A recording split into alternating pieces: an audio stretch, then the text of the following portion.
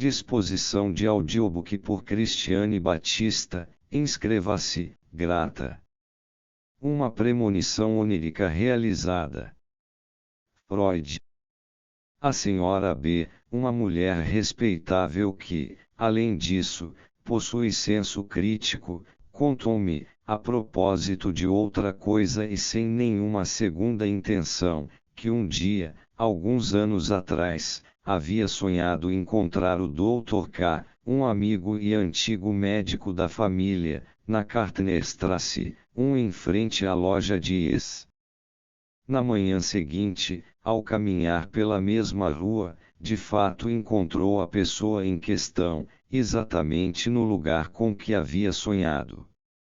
Basta isso para meu tema. Acrescento apenas que nenhum acontecimento subsequente comprovou a importância dessa miraculosa coincidência, que, portanto, não pode ser explicada pelo que estaria reservado no futuro.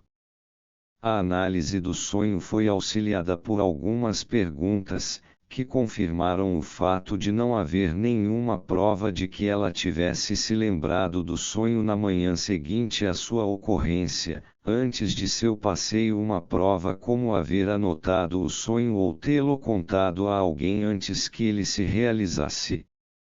Ao contrário, ela foi obrigada a aceitar a seguinte explicação do que teria acontecido, que me parece mais plausível, sem levantar qualquer objeção.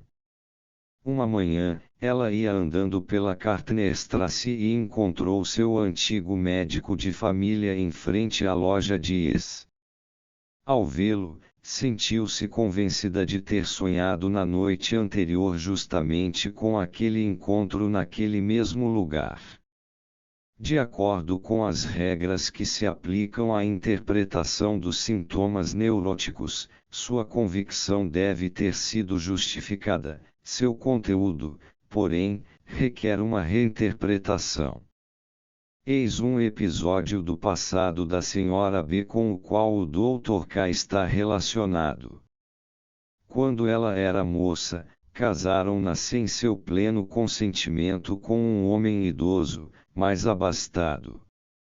Alguns anos depois, ele perdeu sua fortuna, adoeceu com tuberculose e morreu. Durante muitos anos, a jovem senhora sustentou a si e ao marido enfermo dando aulas de música. Entre seus amigos no infortúnio encontrava-se o médico da família, o Dr. K, que se dedicou a cuidar do marido dela e a ajudou a encontrar seus primeiros alunos. Outro amigo era um advogado, também um Dr. K, que pôs em ordem os negócios caóticos do comerciante arruinado, ao mesmo tempo que cortejava a jovem e pela primeira e última vez inflamava-lhe a paixão.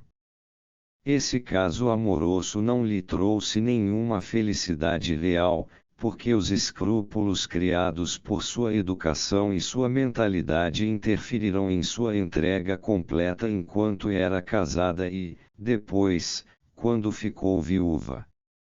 No mesmo contexto em que me contou o sonho, ela também me narrou uma ocorrência real daquele período infeliz de sua vida, ocorrência esta que, em sua opinião, fora uma coincidência notável. Ela estava em seu quarto, ajoelhada no chão, com a cabeça enterrada numa poltrona e soluçando com uma saudade apaixonada de seu amigo e benfeitor, o advogado, quando, naquele exato momento, a porta se abriu e ele entrou para visitá-la. Não vemos absolutamente nada de notável nessa coincidência, considerando a frequência com que ela pensava nele e a assiduidade com que ele provavelmente a visitava. Além disso, esses incidentes que parecem previamente combinados são encontrados em toda a história de amor.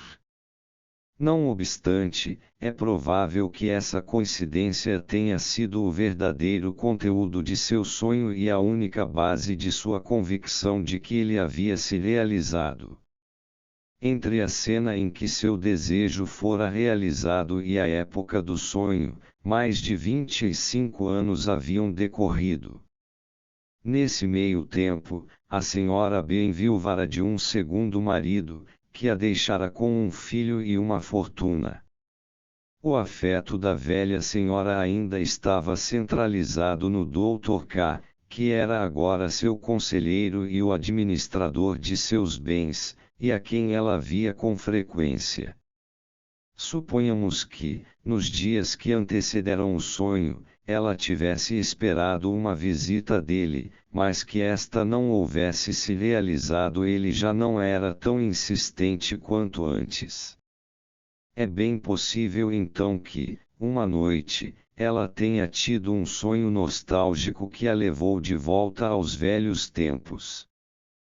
Provavelmente sonhou com um encontro da época de seu caso amoroso, e a cadeia de seus pensamentos oníricos a reconduziu à ocasião em que, sem qualquer arranjo prévio, ele chegara no exato momento em que ela ansiava por sua vinda. É possível que tais sonhos lhe ocorressem agora com muita frequência, seriam parte do castigo tardio com que a mulher paga por sua crueldade juvenil. Mas esses sonhos derivados de uma corrente de pensamentos suprimida, repleta de lembranças de encontros nos quais, desde seu segundo casamento, ela já não gostava de pensar, eram postos de lado ao despertar. E foi isso o que aconteceu com nosso sonho aparentemente profético. Em seguida, ela saiu e, na Kartnerstrasse, num lugar que em si era indiferente, encontrou seu velho médico de família, o Dr. K. Fazia muito tempo que não o via, a ele que estava intimamente associado com as excitações daquele tempo feliz e infeliz. Também ele fora um benfeitor, e podemos conjecturar que fosse utilizado nos pensamentos dela e talvez também em seus sonhos como uma figura encobridora por trás da qual se ocultava a figura mais amada do outro Dr. K. Esse encontro reviveu então sua lembrança do sonho. Ela deve ter pensado: sim, sonhei na noite passada com meu encontro com o Dr. K. Mas essa lembrança teve de sofrer a distorção da qual o sonho só escapara por ter sido completamente esquecido. Ela inseriu o K indiferente, que a fizera recordar o sonho, no lugar do K amado. O conteúdo do sonho, o encontro, transferiu-se para a crença de que ela havia sonhado precisamente com aquele lugar, porque um encontro consiste em duas pessoas chegarem ao mesmo lugar ao mesmo tempo. Se ela teve então a impressão de que o sonho havia se realizado, estava apenas dando livre curso, dessa maneira, à sua lembrança da cena em que, em sua infelicidade, ansiara pela vinda dele e seu anseio fora prontamente realizado.